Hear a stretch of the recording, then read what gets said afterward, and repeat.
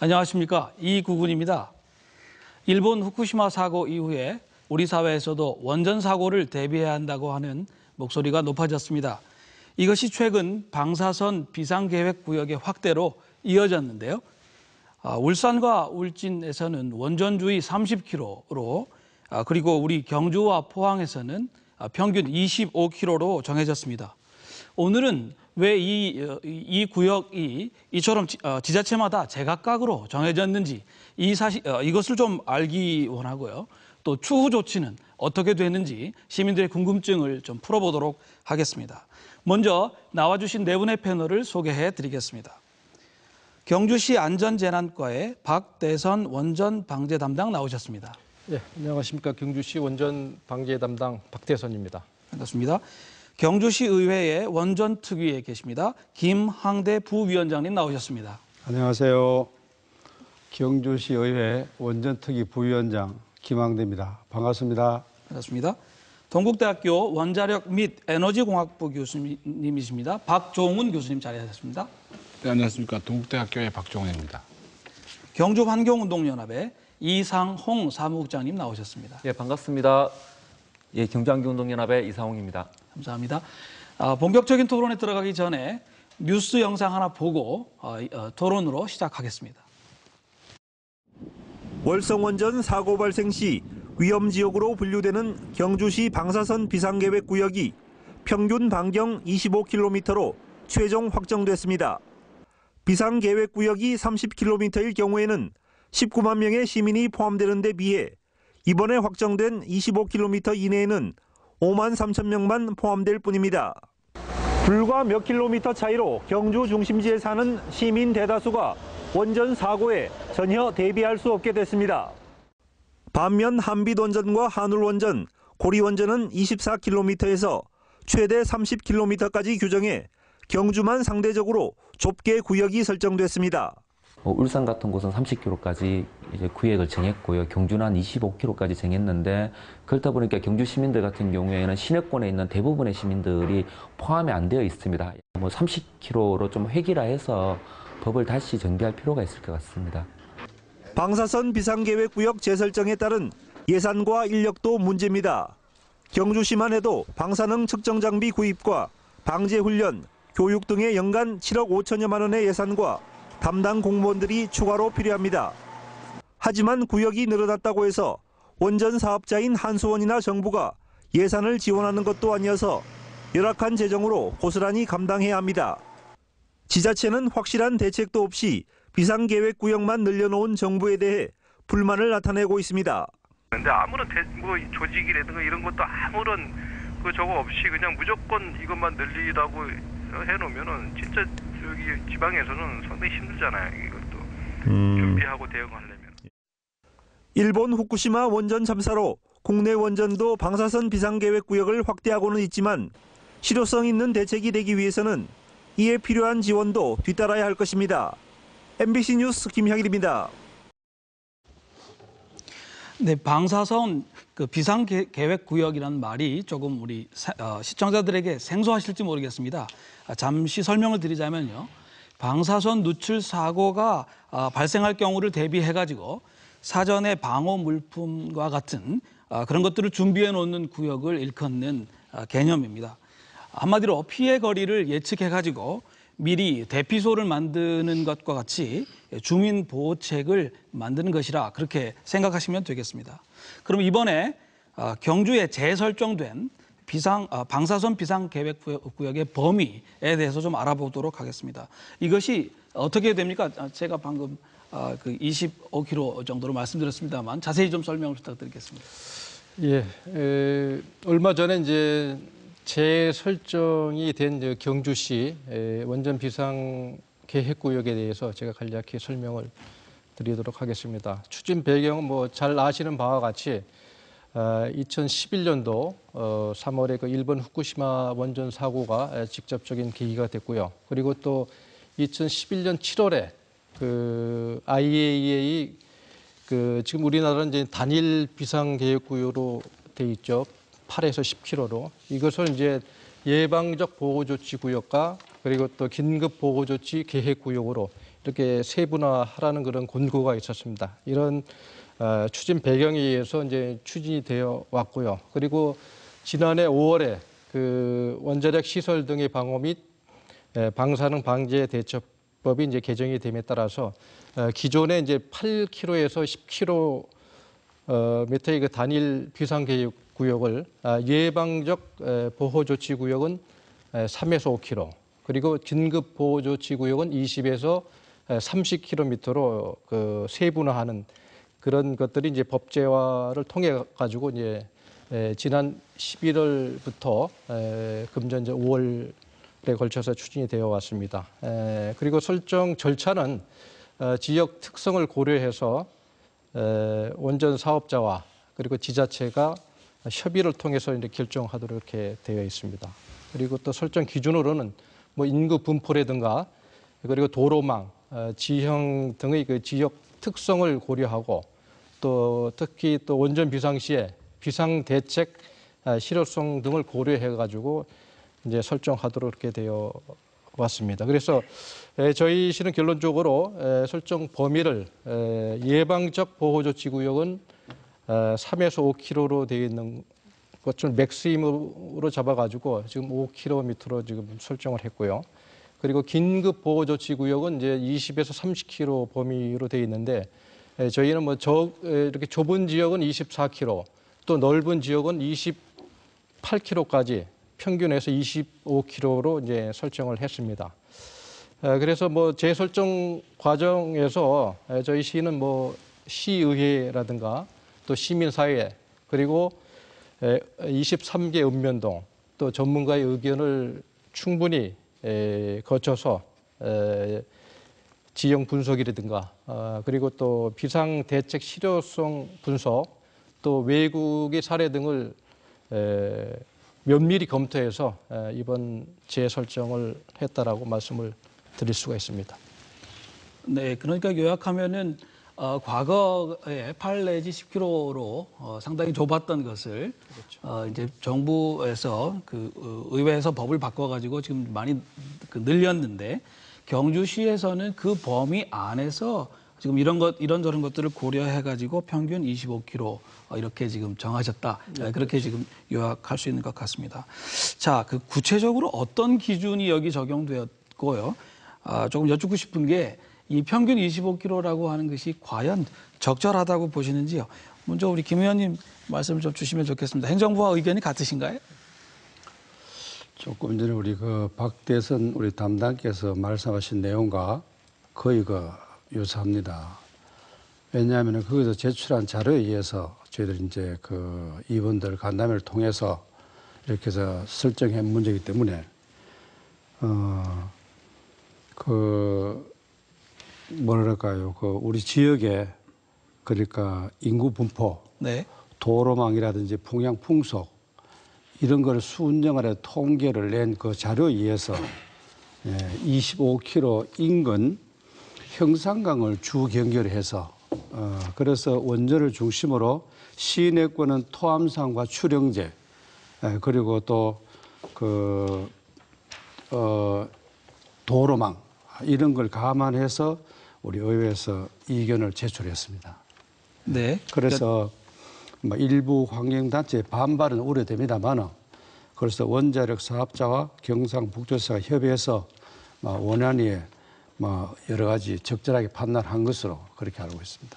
경주시는 의견을 제출하셨다는 말씀이신가요? 경주시의 우리 경주시 의회가요? 네, 의견을 제출했습니다. 예, 알겠습니다. 박종원 교수님 전문가신데요. 적절성 여부에 대해서 어떻게 생각하시는가요?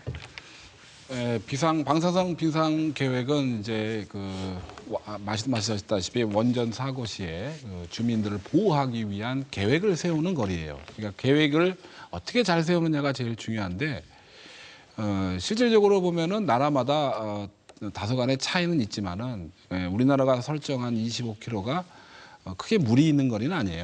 그래서 그거 외국으로 볼 때는 그렇긴 한데.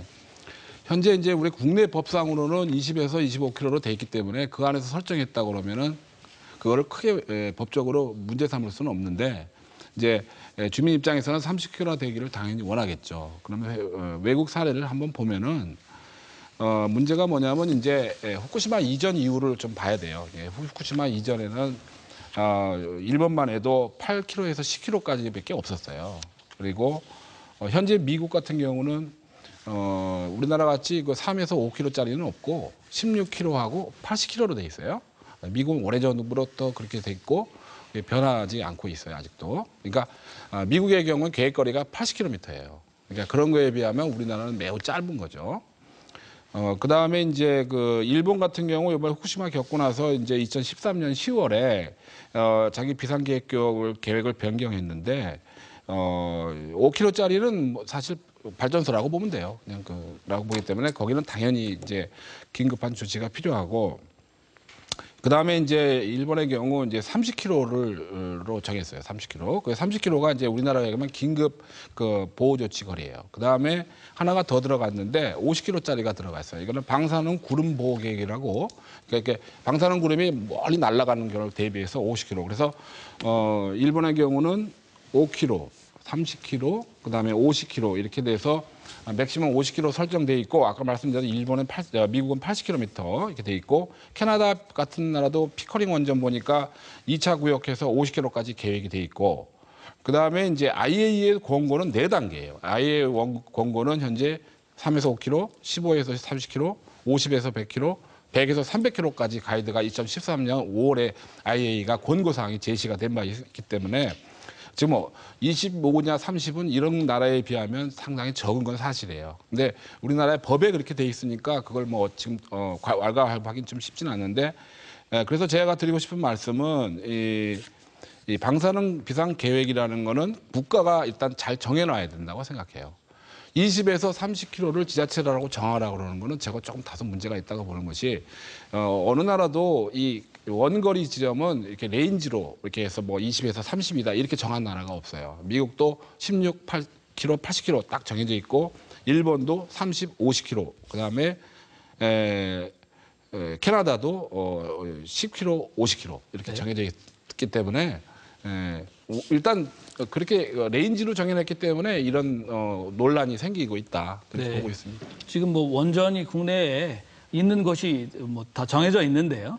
그 국가에서 그 법률로 아예 일반적으로 정하는 것이 더 낫지 않았냐 이제 그런 말씀을 주셨는데 국가가 이처럼 이렇게 범위를 정했을 경우에 결국 지자체의 입장에서는 일반적으로 상식적으로 생각할 때는 그중에 제일 넓게 다른 이유가 없다면 그렇게 해야 주민들을 보호할 수 있는 범위가 확대되지 않을까 이렇게 이제 좀 기대할 수 있을 것 같습니다.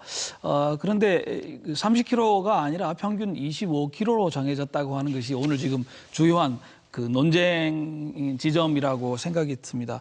시민단체에서는 어떻게 생각하고 계십니까? 그 주민들의 입장에서는 당연히 넓을수록 좋습니다. 원전에서 100% 안전한 지역이라면 모르겠지만 위험성이 있다라면 당연히 그 안에 포함이 돼야 되겠죠. 이 비상계획구역은 교수님도 말씀을 하셨지만 예방적 성격이거든요. 이 비상계획구역 안에 포함이 되어야지 평소에 어떤 전문적인 재난에 대비한 교육을 받을 수 있고 그러면 이제 1차적인 어떤 구호 물품들을 재난시 구호 물품을 확보할 수가 있습니다. 이런 비상계획구역 안에 들어가지 않으면은 재난시 어떤 교육을 받기도 힘들고 1차적인 구호 물품을 확보하기도 힘든 그러한 어떤 상황이 발생하기 때문에 들어가는 게 좋습니다. 지금 현재 30km로 하지 않고 지금 20km로 이렇게 자르는 바람에 뭐 시내에 있는 성건동이나 황성동, 동천동, 그다음에 용강동 이러한 어떤 인구 밀집 지역의 주민들이 비상계획구역에 다 빠져 있거든요. 네. 시민들이 이러한 상황들을 잘 모르고 있는데 만약 이러한 상황들을 자세히 안다라면은 아마 경주시에 대한 원성이 높지 않을까라고 생각을 하고요. 그리고 제가 좀 자료를 하나 가져온 것은 대전의 사례입니다. 대전에는 이제 하나로라고 이렇게 연고형 원자로가 있다 보니까 이곳은 되게 비상계획구역이 적습니다. 보통 이제 1.5km를 기준으로 해서 이제 대전시에서 추진을 했었는데 1.5km로 하다 보니까 제가 지금 손가락으로 짚고 있는 이 지역이 아파트 단지인데 아파트 단지 한가운데로 1.5km가 지나가게 됩니다. 그래서 이제 대전시에서 주민들한테 물어봤죠. 아파트 주민들한테. 지금 이제 비상계획구역을 1.5km로 하니 이 아파트 단지 가운데로 지나가는데 이것을 이대로 끄었으면 좋겠느냐라고 하니까 주민들이 논의를 해서 아니다. 우리 아파트를 다 포함을 시켜줬으면 좋겠다라고 해서 이 아파트 단지 전체를 포함시켜서 1.8km까지 이렇게 책정을 했거든요. 이러한 사례를 볼 때 아마 경주시도 아마 경주 시민들한테 이렇게 물어봤으면 아마 인구 밀집 지역에 있는 우리 시내권 주민들도 당연히 포함되기를 원하지 않았겠나라고 생각을 하고요. 이러한 부분들은 좀 경주시에서 반성할 필요가 있다라고 생각을 합니다. 네, 좀 오해가 있으실지 몰라 가지고 좀 짚고 가려고 합니다. 이 방사선 비상계획구역이라고 하는 것이 원전 사고가 만약에 났을 경우에 그 피해가 예상되는 지역이다, 그러니까 위험 지역이다, 그렇게 생각하실 수가 있는데요. 뭐 그런 측면이 아예 없는 건 아니겠습니다만은 그렇기 때문에 미리 대비를 해야 되는 지역이다. 따라서 어떤 의미에서는 방사선 누출 사고가 생긴다면 거기에 보호를 받을 수 있는 준비를 미리 하는 구역이다. 이렇게 생각하시는 것이 좋겠다고 생각합니다. 지금 시민단체의 말씀을 들으셨는데요. 이 결정 과정에서 의회 의견 들으신 것 말고 시민들에게 직접 좀 의견을 묻거나 시민들의 의견 수렴을 하거나 그런 기회가 있었나요? 저희가 이제 이 과정을 재설정을 하면서 아까 말씀을 드렸습니다만은 뭐 시의회뿐만 아니고 뭐 시민사회 그리고 또 우리가 또 원전 23개 읍면동에 대해서도 그 의견 수렴 과정을 거쳤고 그래서 아까 이제 이상홍 그 사무국장님께서 이렇게 무조건 이렇게 넓어지게 되면 시민들이 좋아할 것이다 이렇게 좀 말씀을 하셨는데 제가 보기에는 이런 비상계획구역 범위를 어디까지 설정하느냐보다는 비상계획구역에 대한 주민보호 조치를 얼마만큼 실효성 있게 수립하느냐가 더 중요하다고 생각이 듭니다. 지나치게 예를 들어서 비상계획을 넓게 설정을 하게 된다면 실효성 있는 비상계획구역이 마련하지 못할 경우가 됐을 때는 오히려 주민 안전을 더 위험하게 만들 수 있는 그런 효과도 있을 거라고 생각이 됩니다. 그래서 무조건 넓어야 돼서 좋은 게 아니고 우리가 얼마만큼 실효성 있게 주민보호 조치를 해야 하는 게 가장 중요한 게 아닌가 이렇게 생각합니다. 교육장님 반론 기회 드리겠습니다. 그 실효성의 부분과 범위의 부분이 대치되는 게 아니지 않습니까? 이 범위를 확대를 하면서도 이렇게 실효성을 함께 가져가야 되죠. 예를 들면은 뭐 울산 같은 경우는 30km를 이렇게 확정을 했다라고 하는데 뭐 앞으로 울산시의 대응을 저희들이 살펴봐야 되겠죠. 어쨌든 이 30km 안에 200만 명의 시민들이 포함이 되고 있습니다. 그에 비해서 경주는 30km까지 확대를 하더라도 한 19만 명이라고 말씀하셨습니까? 이 19만 명 우리 시민들에 대한 안전 대책을 세우면 되는데 여기에서 실효성을 찾기가 힘들다라는 것은 솔직히 납득하기가 힘든 측면들이 있지요. 물론 이제 울산이나 또 부산이나 비하면은 그렇게 말씀을 할 수가 있겠지만은 어쨌든 간에 비상계획구역이라는 것은 주민보호 조치를 얼마만큼 잘 준비하고 또 강구하는 지역이 아니겠습니까? 그렇기 때문에 얼마만큼 비상계획구역 그래서 뭐 우리가 이제 25km로 이제 정했습니다만은 그럼 25km 밖에 있는 주민들은 그럼 아무런 혜택이나 보호 조치를 받지 못하는 그건 아니잖아요. 그건 아니고 저희가 이제 우리 방사선 환경 감시 모니터링 시스템을 우리가 지금 도입을 지금 작년부터 하고 있습니다. 그래서 5km를 지금 중심으로 해가지고 지금 20km, 30km까지 그 환경 방사선 모니터링 시스템을 이제 운영을 할 계획을 했습니다. 그래서 우리가 평상시 때 이런 모든 환경 감시를 통해 가지고 유사시에 이제 30km가 넘더라도 우리가 모니터링을 통해서 정말 30km 이상 되는 지역 주민들도 대피를 해야 될 상황이 되게 되면은 당연히 그거는 보호 조치를 해야 되겠죠. 예, 그래서 알겠습니다. 네.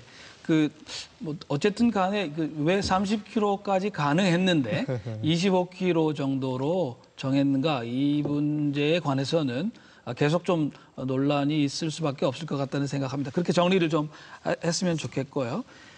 구체적으로 이제 비상계획구역 안에 시민들을 위해서 어떤 준비를 하게 되는지 아마 시민들은 이걸 궁금해 하실 것 같습니다.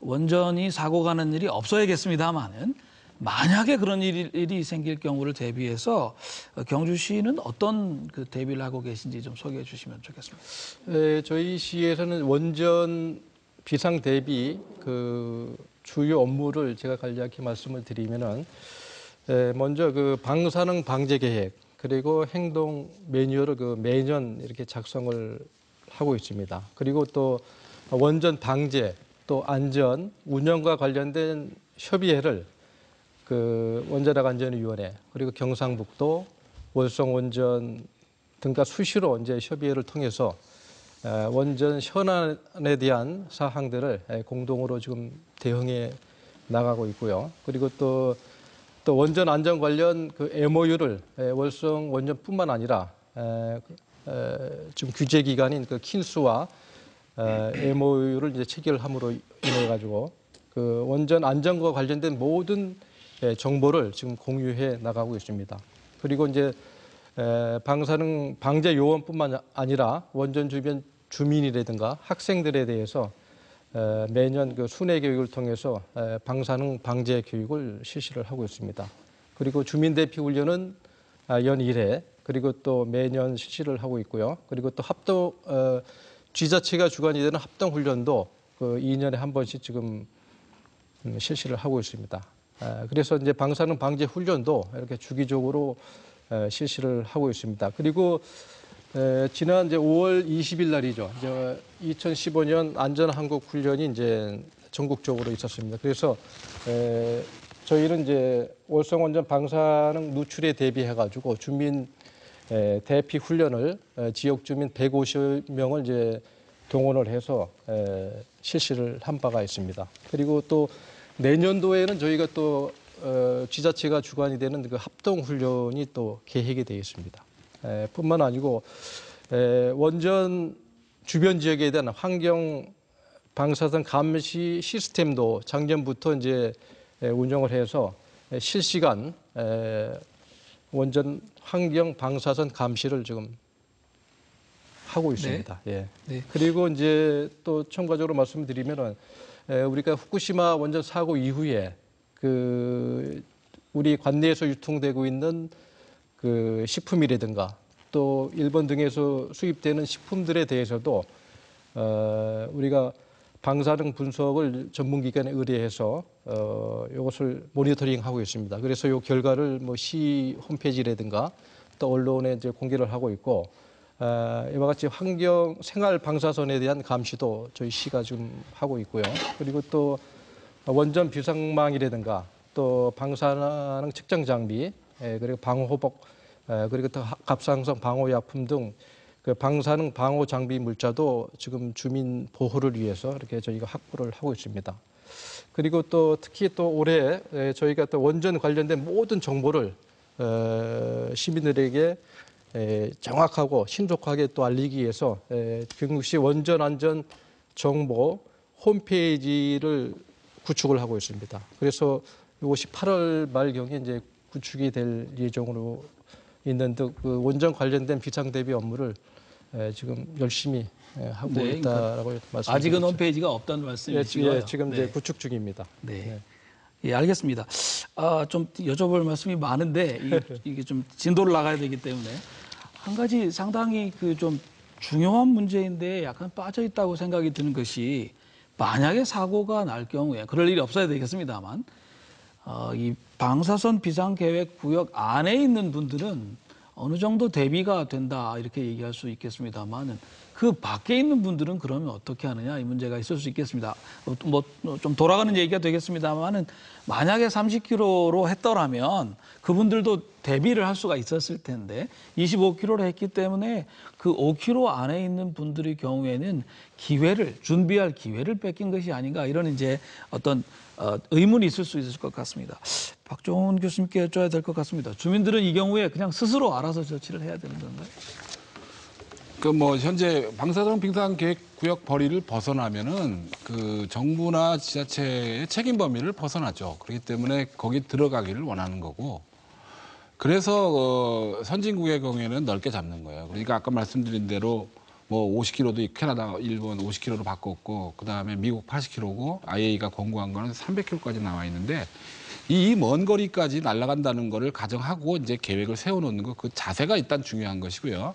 그다음에 그 거리를 벗어나갔을 경우에 그러면 어떻게 되느냐는 질문에 대해서는 아무리 준비를 잘하더라도 상당히 혼란이 유발될 수가 있습니다.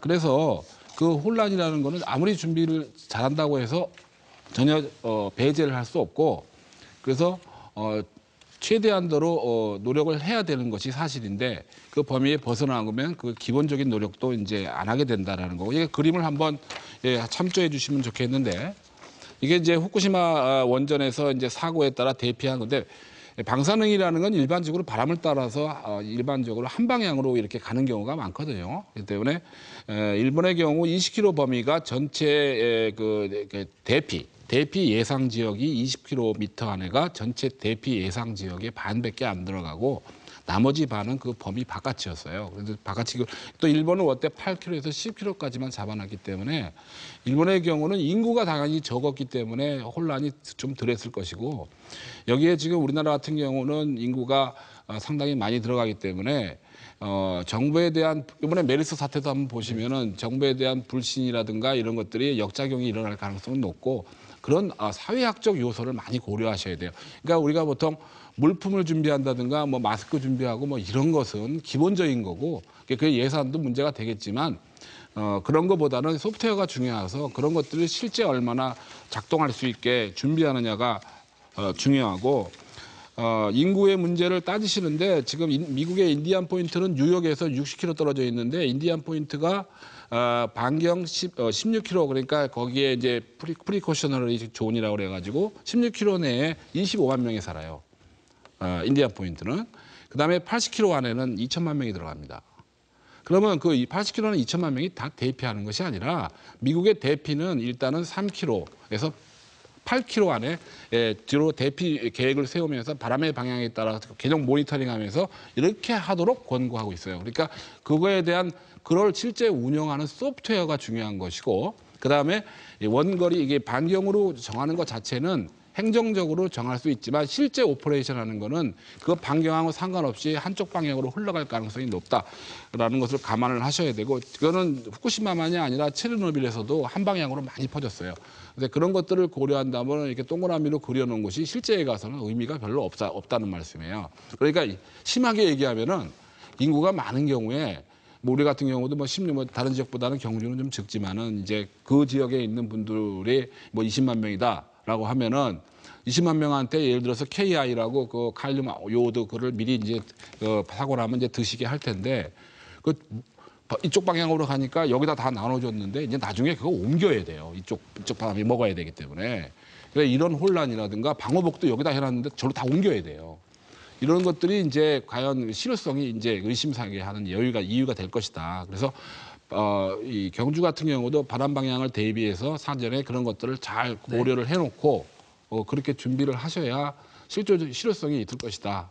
그렇게 하고 그 주민들이 20km 바깥에 있는 분들은 중요한 문제는 뭐냐면 책임 범위에서 벗어난다는 거죠. 그래서 그분들이 불안을 느낄 수 있기 때문에 해외 사례를 볼 때는 지금 우리나라 같은 지금 월성, 그다음에 울산, 그다음에 부산에서 상당히 원전 밀집 지역이기 때문에 서로 중첩이 되더라도 우리나라는 최대한 법적으로 50km로 설정하는 게 적합하다고 보고, 그거에 대한 소프트웨어를 적으로 그다음에 최적화를 하게 되면 예산도 많이 절감하면서 실효성 있게 운영할 수 있는 계획으로 갈 수 있을 것이다.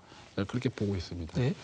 일단 50km로 하고 그 안에서 운영의 묘를 찾자 지금 그런 말씀이신데요. 말씀 중에 뭐 책임 범위에서 벗어난다는 말씀이 있으셨습니다만은 그냥 이 방사선 비상계획 구역 안에 있어서 우선적으로 보호받는 그 문제를 말씀하신 것으로 이해해 주시면 좋겠고요. 우리가 세운 정부니까요. 중앙정부나 지방정부나 국민을 보호해야 될 책임은 정부에 당연히 있다. 이제 그런 말씀을 덧붙여서 드립니다. 비상계획 구역이 지자체마다 차이가 있습니다. 앞서 말씀드린 것처럼 법에서 그 재량을 좀 주고 있어서 그렇기도 한데요. 우리나라의 경우에 부산과 울산 사이에 고리 원전이 있고요. 또 울산과 경주 사이에 지금 월성 원전이 있어서 여러 가지로 좀 문제가 되는 것 같습니다. 그런데 울산과 울진은 30km로 정했고 부산에서는 20에서 22km, 또 경주에서는 평균 25km 이제 이렇게 정했습니다. 지자체마다 이렇게 차이가 많이 나는 거 이게 정상적이라고 보시는지요? 우리 의원님 또 사무국장님 말씀 좀 주시면 좋겠습니다. 의원님 먼저 하시겠습니까? 제가 먼저 말씀드릴게요. 근데 이 비상계획구역이라는 것이 지역적으로 어떤 특성에 의해서 설정되는 것이다. 이렇게 보는 것이 타당할 것 같아요. 왜냐하면은 뭐 20km에서 30km로 확대 개정을 해놨는데 거기에서 부산광역시는 예를 들어서 뭐 20km에서 22km, 그다음에 또 경상북도에서는 21km에서 28km, 그다음에 울산광역시는 24에서 30km, 전라남도 28에서 30, 또 전라북도 28에서 30 이렇게 다 추진된 걸로 알고 있거든요. 그리고 그렇게 된 거는 지역의 특성상 어떤 그렇게 인구 밀도라든지 이런 걸 봐서 이렇게 설정했지 않겠느냐 이렇게 봅니다. 그래서 우리 지역은 30km 설정 시에는 경주시청이나 공공기관 이런 것을 타 시군의 대책본부를 다 설치를 해야 됩니다. 네. 30km 설정 시에는. 그래도 또 방제 대상 교육 인원이 많아지고 또 실효성 있는 방제 대책 수립이 좀 곤란하다. 예를 들어서는 뭐 예산 문제라든지 이런 거 하며 또한 방사성 잠재 위험 요소로 해서 문화 도시의 어떤 위상이 조금 문제되고 관광객의 어떤 이미지가 관광객에 대한 어떤 이미지가 많이 좀 손상될 것이다. 네. 이런 것으로 저는 판단했습니다. 네. 지역 특성에 따라 특히 이 관광도시, 문화도시 그 말씀도 주셨는데요. 사무국장님 좀 반론 있으실 것 같으네요. 지역적 특성에 따라서 뭐 이렇게 지역마다 차이가 난다고는 생각지 않습니다. 이번에 그런 결정들이 제가 볼 때는 일단은 이게 교수님께도 말씀을 하셨지만 20에서 30으로 정해놓은 일단 그 기준이 잘못되었다라고 생각을 합니다. 차후에 이제 법을 개정을 해서 뭐 30km면 40, 더 확대되면 좋겠죠. 뭐 40km, 50km 이렇게 좀 단일 어떤 안으로 국회에서 앞으로 좀 만들 필요가 있다라고 보고요. 근데 지금은 어쨌든 지금 법에는 20에서 30으로 되어 있다라는 거죠. 그렇다면 지자체에서 최대한으로 넓히는 것이 맞다라고 저는 생각을 하고 있습니다. 지자체마다 이렇게 차이가 나는 이유가 지역적 특성이라기보다는 지자체장의 어떤 시민들의 안전에 대한 어떤 철학의 차이라고 저는 봐지고요. 전북에서 이것을 어떤 30km로 확대하는 과정들을 쭉 저희들이 모니터링하고 지켜봤거든요. 많은 어떤 논란 과정에서 그렇게 정했습니다. 울산도 그런 과정들이 있었고요. 부산시에서도 많은 논쟁이 있었는데 뭐 결국 부산시에서 20km를 했는데 저희들은 이제 그에 대해서 좀 못마땅하게 생각하지만 굳이 이제 경주시하고 비교해서 좀 뭐 두둔을 한다라면은 뭐 부산시는 뭐 30km까지 하면은 인구가 300만 명이 포함이 됩니다. 그에 비해서 이제 경주 같은 경우에는 누차 말씀드리지만 30km까지 해도 인구가 19만 명밖에 안 되는데 뭐 실효성의 문제를 따지고 하는 것은 좀 옳지 않다라는 생각이 들고요. 실질적으로 지금 현재 25km라니까 시내권의 인구 밀집 지역이 다 빠지지 않습니까? 이러한 속에서 효과적인 방제 대책을 세우기가 힘들죠. 양남 양북에 계시는 분들도 실질적으로 사고가 나면은 경주 시내를 거쳐갖고 피난을 가야 하는데 시내권의 주민들이 이런 어떤 사고 상태에 대해 갖고 아무런 대비가 안 되어 있으면은 이분들을 받아들이기도 힘든 상황이 생긴다라고 생각을 하고요.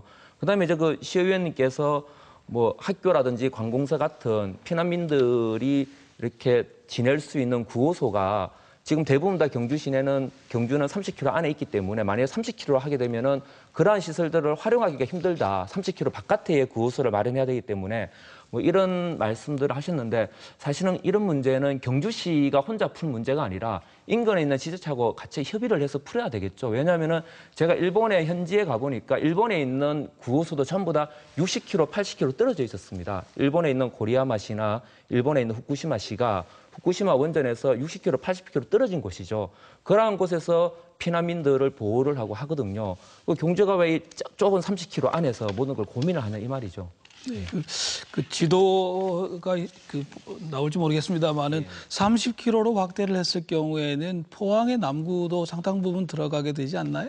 예, 그렇게 알고 있습니다. 그 경우에는 포항시도 여기에 참여해야 되는 거 아닌가요?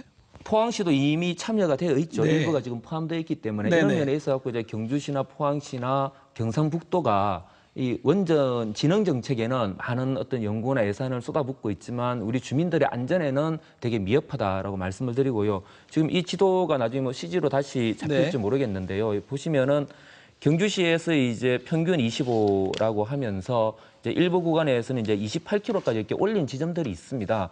제가 볼 때 이런 지점들을 보면서 더 이제 화가 나는 게 저는 시민의 입장에서 네. 이왕 28km까지 올리려면은 인구 밀집 지역에 옮기지 인구가 없는 야산에다가 28km까지 이렇게 올리고 있는 지점들이 생기는 거죠. 이런 거는 경주시에서 시민들에게 우리 경주시도 28km까지 했다라는 어떤 생색내기 용이 아닌가라는 뭐 네. 의구심도 듭니다.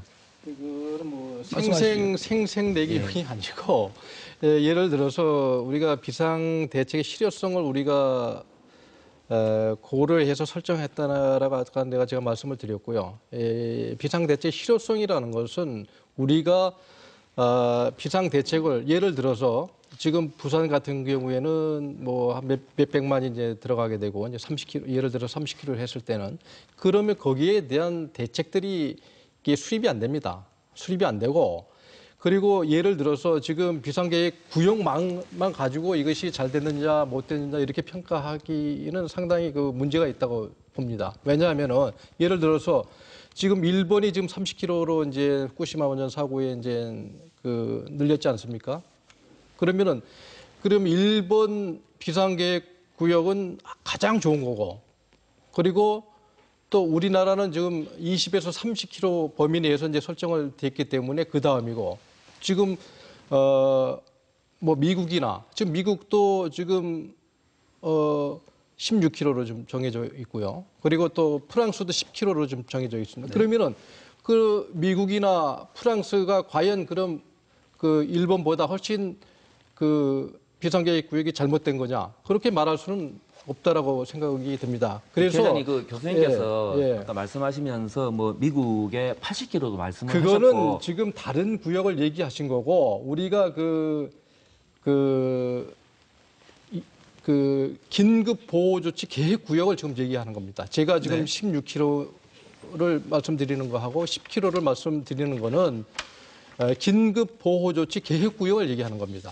지금 아까 교수님께서 말씀하신 거 50km 이거는 네. 우리가 모니터링을 이렇게 하려는 어떤 그런 계획이지 지금 제가 말씀드리는 건 16km, 10km는 그 긴급 보호 조치 계획 구역을 지금 말씀드리는 네. 겁니다. 그래서 이런 것들이 무조건 넓으면은 잘된 비상계획 구역이고 또 좁으면은 잘못된 구역이 이렇게 획일적으로 평가를 해서는 안 된다는 네, 얘기죠. 네. 예. 예. 자꾸만 반론 그 있으세요? 실효성의 문제를 말씀을 하시는데 왜 경주시가 30km까지 확대를 하면 실효성이 보장이 안 되는지 그에 대한 해명이 필요한 거죠. 실질적으로 경주 시민들은 25km에서 30km 사이에 집중적으로 시민들이 거주를 하고 있는데 이 지역을 빼버리고 실효성 때문에 그렇다라고 말씀을 해서는 안 된다라는 겁니다. 그래 실효성도 물론 실질적으로 원전 네. 사고가 났을 때 교수님께서 바람을 말씀을 하셨는데 바람이 경주 시내 방향으로 분다라면은 그 방사능 물질이 30km만 갑니까? 40km, 50km 가잖아요. 이곳이 일본의 사례지 않습니까? 그 저희들이 그 실효성 문제 말씀을 하시는데 지난번에 언제죠? 4월 13일 날 전문가 협의회에 있었죠. 그 저도 참석해서 교수님한테 참석을 했었지 않습니까? 그 자리에서 저희들이 그런 말씀을 하셨습니다. 드렸습니다. 뭐냐면은 정 그 대피 훈련의 실효성을 따진다라면은 풍향을 생각을 해서 올해는 북쪽으로 바람이 분다. 그 30km 내에 북쪽에 있는 시민들의 대피 훈련을 집중적으로 하고 내년에는 또 대피 훈련 하실 때 이번에는 바람이 서쪽으로 분다. 그 서쪽으로 또 집중적으로 대피 훈련을 하고 실질적으로 대피 훈련이라든지 주민들에 대한 교육, 실효성을 확보하는 문제는 차후에 다양하게 마련할 수가 있는데 왜 이렇게 비상계획구역을 섣불리 25km로 확정을 하냐는 거죠. 여기 지금 경주 시내권에 있는 대다수의 시민들이 빠져 있지 않습니까? 이 문제를 제기를 하는 건데 시에서는 여기에 대해 가지고 자꾸만 이렇게 변명만 하시면은 네. 답답하죠, 저희들 입장에서도. 변명을 드리는 게 예. 아니고 네, 제 생각에는 뭐 네. 팽팽한 그러니까 지역 특성을 고려해 가지고 정했다는 입장하고 가능하면 법이 허용하는 30km까지 늘려서 해야 되지 않냐는 입장 사이에 어떤 그 좀 주장이 있으신지 시청자들께서 판단하시리라고 생각하고요. 저희들 네. 그 전문가 협의할 때 그 몇몇 분들이 질의를 하셨어요. 킨서 쪽하고 네. 경주시에도 비상계획구역을 이렇게 25km로 그때 시안이 있었거든요. 이런 걸 좀 그 고민을 하실 때 네. 풍향이나 이런 걸 고려를 하셨냐 바람을 네. 하니까 고려 안 했다라고 저희들 그 자리에서는 답을 들었습니다. 아니 오늘은 좀 그 풍향을 고려하는 것은 우리가 이제 현장 예를 들어서 이제 청색 비상이 발령이 되게 되면 현장 지휘센터가 이제 그 구성이 돼서 운영이 됩니다. 거기서 이제 방사선 모니터링에 관련된 풍향이라든가 여러 가지 그 환경 영향 평가를 다 그쪽에서 전문가들이 실시를 하게 됩니다. 그래서 이것이 풍향에 따라서 또 그 풍속에 따라서 이런 방사선 구름들이 날아갈 수 있기 때문에 이런 것들은 충분히 우리가 비상시가 되게 되면은 네. 거기에 맞춰서 주민 대피를 할 수 있다는 얘기죠. 네, 그거는. 그 문제는 당연히 조금 그렇게, 이따가 예. 조금 이따가 이제 좀 얘기를 해보기로 하고요. 그 저희가 원래 해외의 비상계획구역에 대해서도 좀 얘기를 해보려고 했습니다만은 앞서서 박종훈 교수님께서 소개를 좀 해주셨기 때문에 그 부분은 좀 뛰어넘도록 하겠습니다. 방사선 비상계획구역이 앞서 말씀하신 것처럼 8내지 10km로 되어 있던 것이 지금 이제 25km, 뭐 지역에 따라서는 30km 이렇게 늘었습니다. 그러면 후속 조치가 당연히 따라와야 되는 것 아니겠습니까? 이웃한 울산의 경우에는 뭐 광역시니까 그런지 모르겠습니다만 전담 부서를 신설했다는 소식이 있습니다. 그런데 앞서 TV 기자님의 리포트에서 나왔습니다만은 이 구역은 이렇게 지금 몇 배가 늘었는데 한수원이나 정부에서 예산이나 그 재정 지원 같은 것이 전혀 없이 지금 경주시나 포항시에 그냥 알아서 해라 지금 이렇게 돼 있는 상황이라고 제가 들었습니다. 사실이 맞는가요? 예, 지금 이제 재설정이 일단은 됐기 때문에 앞으로 이제 우리 시에서도 이런 후속 조치에 대해서 지금 고민을 하고 있습니다. 그래서 이제 앞으로 지금 이 후속 조치에 대한 이제 워크샵이 이제 원안위 주관으로 6월 9일, 10일 양일간에 거쳐서 이제 이 후속 조치에 대한 워크샵이 진행이 됩니다. 그래서 원안위뿐만 아니고 우리 그 지자체 또 한수원 그리고 킨스 또 원자력 의학원 등 그 방재기 한 40억의 기관이 이제 참여를 해가지고 이 후속 조치에 대한 논의를 아마 이어나갈 겁니다. 근데 그 후속 조치의 논의는 그쪽에 당연히 해야 되겠는데 거기에 경주시에서 좀 이렇게 요구하려고 하는 입장 같은 게 혹시 당연히 있으신가요? 있죠. 네, 당연히 있죠. 그래서 그것도 첨가해서 이제 말씀을 드리면은 이제 앞으로 이제 우리가 이제 어쨌든 간에 지금 비상계획구역이 지금 8에서 10km에서 지금 저희 시 같은 경우는 25km로 이제 확장 개편이 됐는데 여기에 따라 가지고 이제 앞으로 이제 구호소라든가 또 집결지라든가 이런 것들이 이제 조정이 또 돼야 되고 또 추가 또 지정이 돼야 되는 등 그 주민 대피 소개에 관한 이런 계획들이 앞으로 이제 그 연말까지 이런 작업들이 이제 이루어지게 되겠고요. 그리고 또 그리고 환경 방사선 감시 시스템을 지금 대폭 그 강화를 지금 하려고 그럽니다. 그래서 그 원전 주변 지역뿐만 아니고 우리가 저희 아까 그 이상원 국장님 말씀하셨듯이 30km까지 우리가 그 환경 방사선 모니터링을 할 수 있도록 지금 원전 비상 대비 실시간 그 환경 방사선 감시 시스템을 지금 강화를 할 계획으로 있고요. 그리고 또 원전 비상방송망 이것도 지금 2km에서 지금 5km로 좀 확대를 또 해야 되고 또 방호복이라든가 그리고 또 갑상선 방호약품 등 그 비상대응 장비 물자 이것도 확충할 계획이 지금 있습니다. 말씀하시는 것이 다 돈이 많이 드는 일인데 그렇죠. 김 의원님 이 부분에 관해서는 의회에서 좀 강하게 요청을 하셔야 되는 거 아닌가요? 아무래도 제 생각 같아서는 실질적인 긴급 보호 조치 계획 구역을 거리 설정하는 그 문제도 중요합니다. 예를 들어서 뭐 30km나 50km나 정류한 것도 중요하지만 그거는 그 지역 특성에 따라서 정할 것이고 우리가 가장 중요한 거는 준비가 소홀하다는 거죠. 준비가 소홀하다. 그러면은 원전 사고가 국가적 재난인데 이 정부나 지자체 관계기관에서는 유사시에는 비상 매뉴얼에서 움직이면 되겠죠. 그런데 다른 나라의 예로 봐서는 피폭시에 의해 먹어야 되는 어떤 그 상비약, 또 방호, 물품, 그다음에 모두 국민이 복용하고 착용할 만큼 철저히 준비가 되어 있는데 우리나라에서는 아직 그런 준비가 아직 적다는 거죠. 5만 3천 명에 대해서 우리가 이렇게 구역을 설정해 놨는데 그 5만 3천 명이 다 쓸 수 있는 그런 조치가 안 돼 있다는 거죠. 그래서 그런 부분을 우선 그 부족한 게 현실인데 국민의 그 안전이 우선이라고 생각한다 하면은 정부 차원에서 이런 신속하게 대책을 써야 된다 이렇게 생각합니다. 네. 그리고 또 이렇게 그 원전 사고 시에는 한수원 사업자가 지급하는 유한 그 책임 보험이 있습니다. 네. 이런 유한 책임 보험을 정부나 사업자가 무한 책임져야 한다고 생각합니다. 네. 예. 그래서 이런 것은 그런 사고 나는 책임 보험이나 무한 책임져야 되는 것도 물론이지만 그 이면에는 관객에 한해서 철저하게 예방 관리해야 하는 것이 네. 우선이다 이렇게 생각합니다. 이 문제에 관해서는 우리 국장님 말씀하실 게 있으실 것 같습니다.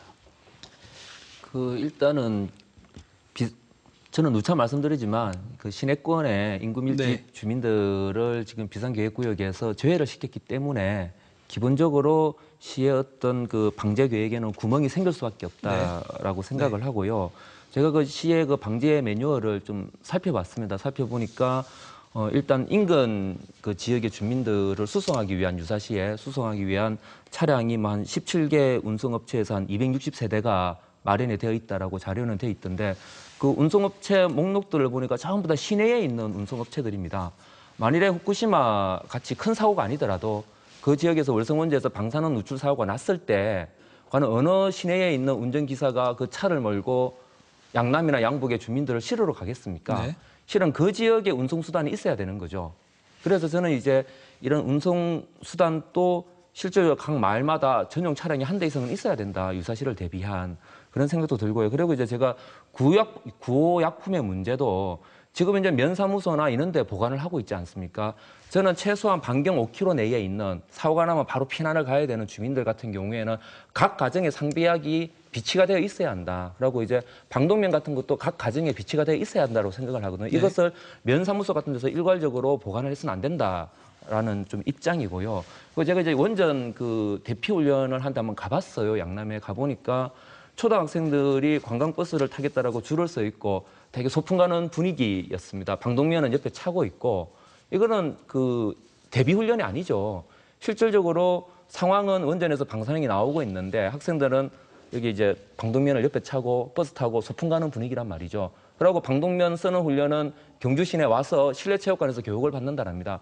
그것이 아니라 학생들이 학교에서부터 방독면을 쓰고 버스를 타고 시내로 나오는 그러한 훈련이 앞으로 되어야 한다라고 생각을 하고요. 뭐 이런 어떤 것들에 근거해서 매뉴얼이 대폭적으로 좀 수정해야 된다라고 생각을 합니다. 네. 무엇보다도 중요한 거는 그 실제 상황이 만약에 벌어진다면 그런 일이 없어야 되겠습니다만은 정말 미리 대비한 그 재난 대책이 있어야 되지 않나 그런 생각이 듭니다. 박 선생님 여러 번 말씀하셨습니다만은 우리 그 시청자들에게 좀 다가오는 그런 구체적인 대책 같은 게 좀 있는가요?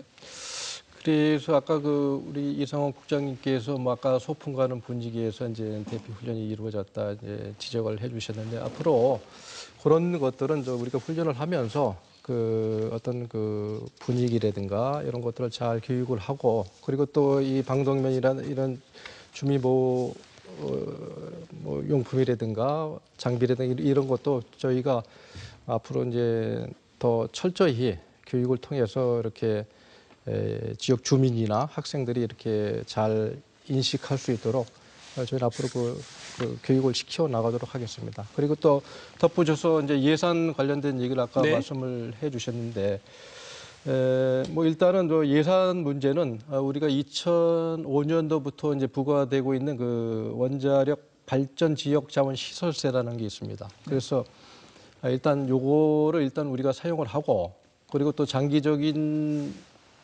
측면에서 우리가 이제 방사능 재난 기금을 이제 한번 마련을 해가지고 국가적인 차원에서 이런 것들이 이제 조성이 돼서 이렇게 건의할 수, 조성이 될 수 있도록 이걸 저희 지자체에서 이제 중앙 정부에 건의해 나갈 계획으로 있고요. 그러니까 중앙 정부에는 예산 또는 재원이 있다는 말씀이군요. 그렇죠. 아니 네. 지금 현재 우리 지자체에 이제 원전 소재 지자체에 이제 들어오고 있는 그 원자력 발전 지역 자원 시설세를 이제 활용을 하고, 네.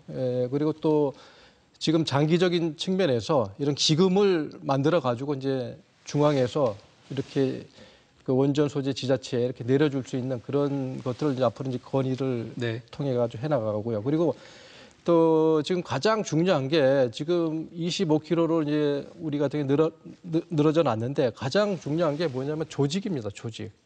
그 전담 조직. 네.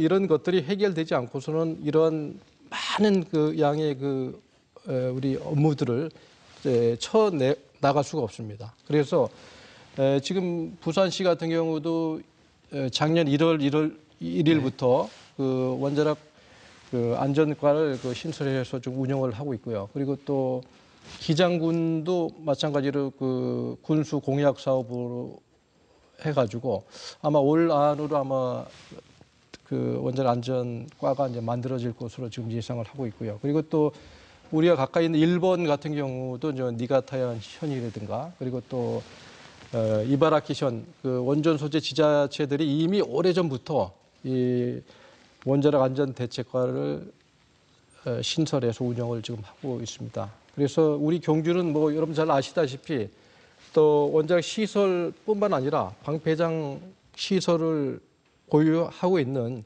그 세계적으로 그 유례 없는 그런 지역입니다. 그래서 앞으로 그 예산 문제도 중요하지만 이런 조직 문제도 조속히 해결될 수 있도록 언론이나 그리고 또 시의회에서 적극적으로 이렇게 협조를 부탁을 드리겠습니다. 이 자리를 빌어서 저희가 재난 대책을 구체적으로 말씀해 주시라 그렇게 지금 제가 여쭈었는데 재난 대책을 세울 전담 부서가 없다. 지금 그 말씀으로 답을 주셨습니다.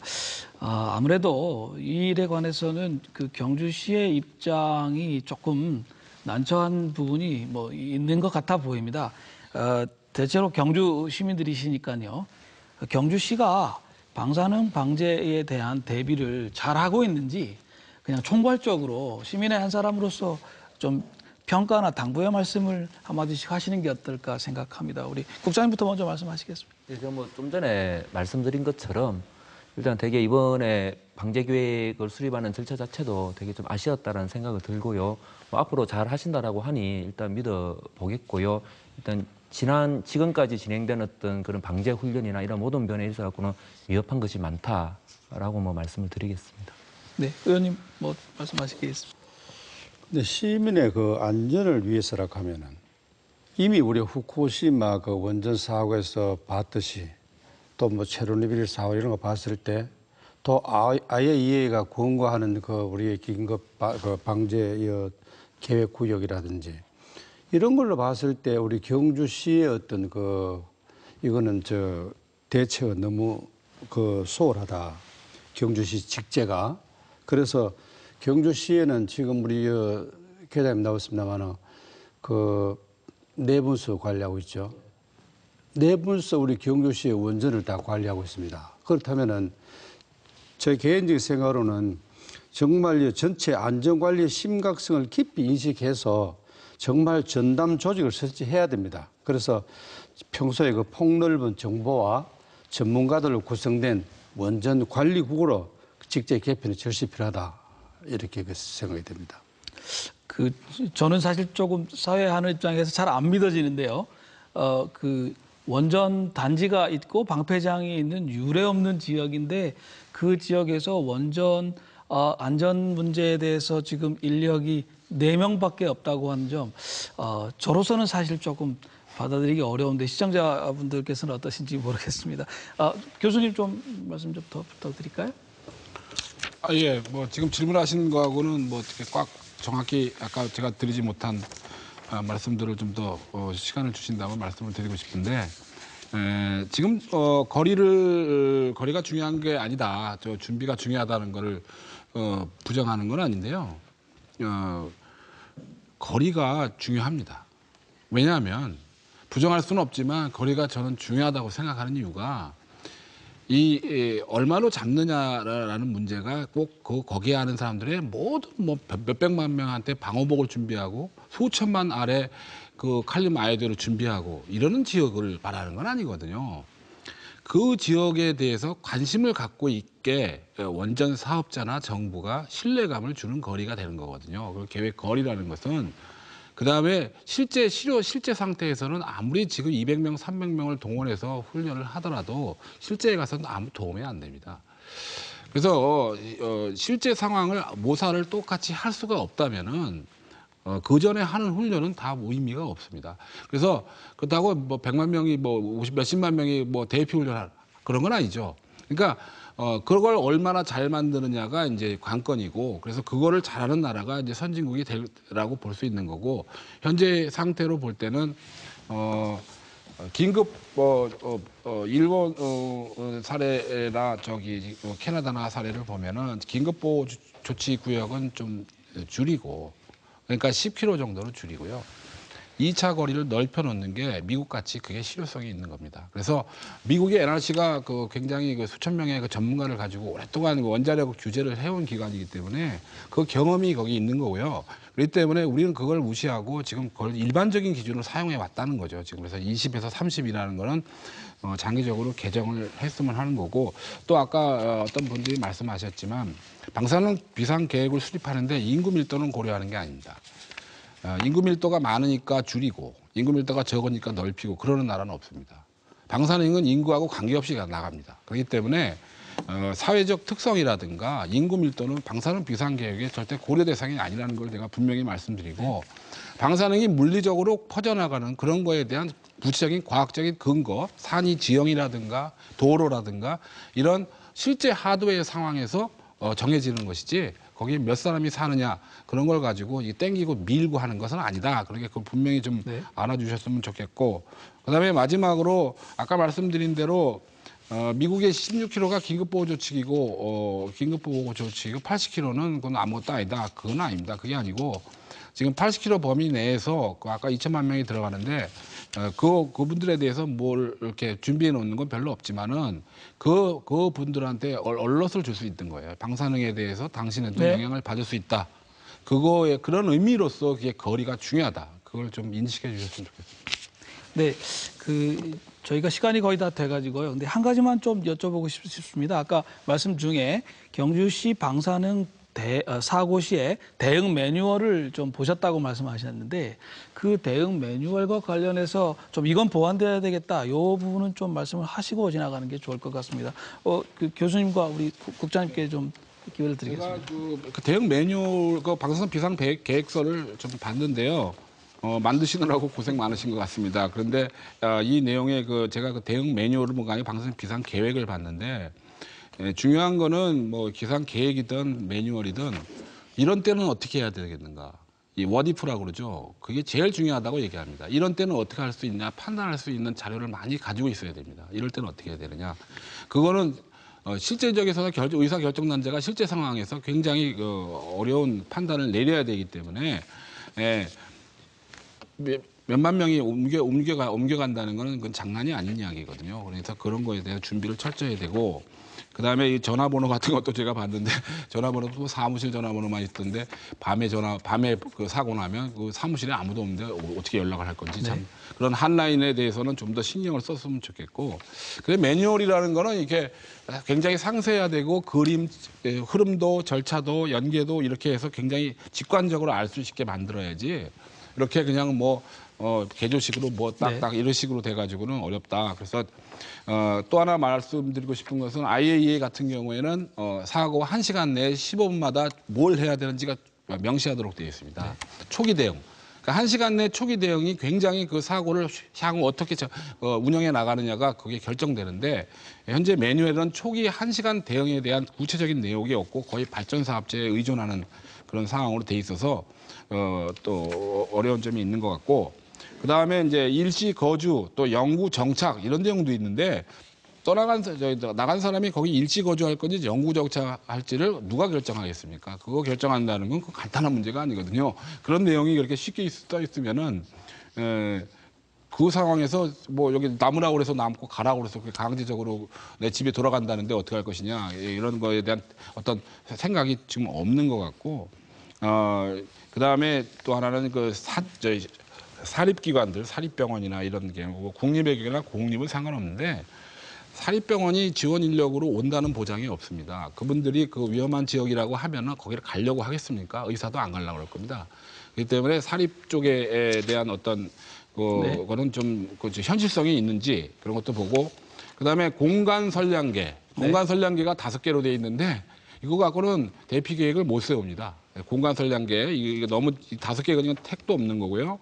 그다음에 거기 일부 서울하고 경기도 이런 이야기도 나오던데 제가 예를 드는 겁니다. 다 얘기할 수는 없고 그래서 서울하고 경기도가 과연 여기에 무슨 도움을 주겠는가 사고 났을 때 그런 것도 좀 생각해 보시고 그래서 종합적으로 이 계획서나 매뉴얼을 좀 더 심층 있게 검토를 해서 좀 더 현실성 있게 고쳐 나가는 것이 바람직할 거로 봅니다.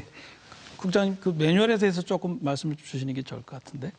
처음에 뭐 제가 말씀드린 것처럼 일단 최소한 반경 5km 내에 있는 주민들에게는 그런 방호약품이나 방제복이나 방독면이나 이러한 것들이 다 가정에 지급이 돼야 된다라고 저는 생각을 하고 있고요.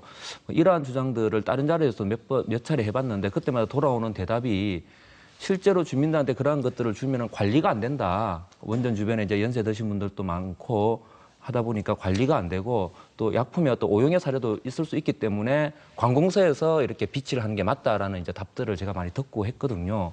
사실은 이제 그러한 것들이 인력과 예산의 문제라고 저는 생각을 합니다. 가스도 이제 처음에는 각 가정에서 관리를 했지만 그 관련된 어떤 안전 기준들이 강화되니까 지금 가스 검침원들이 집집마다 돌지 않습니까? 그런 것처럼 이제 기자님께서 계속 이제 전담 부서를 말씀을 하셨는데 인력과 예산을 합충을 해서 전담 부서를 만든다라면은 각 가정마다 돌면서 몇 가정 안 되거든요. 반경 5km 내에 집집마다 이렇게 점검하면서 어르신들 그 약품이 제자리에 잘 있는가 보고 사용법도 알려주고 그렇게 관리를 해가면 되는 것이죠. 그런 좀 측면들이 있고 그리고 이제 실질적으로 타 지자체하고 협력 관계가 어떻게 지금 이루어지는지 잘 모르겠는데 비상계획구역이 이렇게 확대된 만큼 또 이제 후쿠시마의 교훈을 우리가 충분히 좀 받아들인다라면은 경주시가 이 모든 것들을 하려고 이제는 고민을 해서는 안 됩니다. 타 지자체하고 적극적인 또 협력 관계 속에서 어떤 방제 문제를 좀 풀어갔으면 좋겠습니다. 네, 알겠습니다. 오늘 우리 박 선생님께서 여러 가지로 지금 요청이 많으시고요. 또 4분밖에 전담 인력이 없으신데 고생 많이 하실 줄 아는데요. 오늘 여러 가지 말씀 들으셨는데 그냥 다짐을 시민들에게 한마디 좀 해주시는 게 좋을 것 같습니다. 네, 오늘 여러 시간, 장시간 또 우리가 토론을 지금 진행을 해왔는데 아까 말씀드렸듯이 우리 이상원 국장님 또 우리 교수님께서 지적하신 매뉴얼과 관련된 이런 것들은 우리가 꼼꼼히 챙겨가지고 우리가 지금 앞으로 연말까지 이제 계속 지금 계획서를 이제 작성을 하고 또 수정을 해야 되기 때문에 이런 것들을 충분히 우리가 반영을 해서 앞으로 좋은 계획서가 나올 수 있도록 앞으로 하겠습니다. 열심히 하겠습니다. 그리고 감사합니다. 방금 들으신 것처럼 경주는 원전과 방패장을 한 지역에 가지고 있는 거의 유일한 것이고 대한민국의 많은 시민들을 위해서 희생을 지금 하고 있는 지역이라 그렇게 생각합니다. 원전 사고가 없어야 되겠습니다만은 만에 하나 그런 사고가 생긴다면 가장 먼저 피해를 볼지도 모르는 지역이 되겠습니다. 오늘 토론을 진행하면서 저는 사회자로서 우리가 오늘 한 이 토론이 쓸데없는 토론이 되는 그러니까 이런 사고가 전혀 나지 않는 그것이 가장 좋겠다는 생각을 다시 하게 됩니다. 그렇지만 이 만사부려튼튼이기 때문에 일본 후쿠시마에서 벌어진 사고가 없으리라는 보장이 없기 때문에 특별히 경주시에 좀 각성을 촉구합니다. 이 여러 가지 면에서 시민들이 안심하실 수 있도록 조치를 취해 주셨으면 좋겠습니다. 오늘 나와 주셔서 장시간 토론해 주신 여러 패널 여러분께 감사드리고요. 또 무엇보다도 시청해 주신 시민 여러분께 감사하다는 말씀드립니다. 이상으로 마치겠습니다. 감사합니다.